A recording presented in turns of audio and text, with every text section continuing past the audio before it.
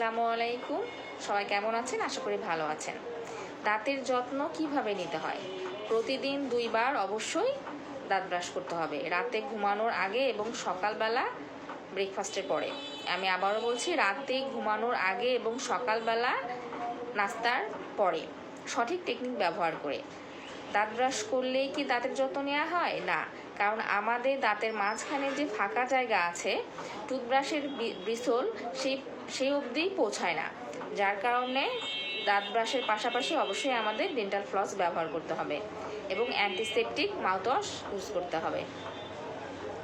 দাঁতের ক্ষয় কেন হয়?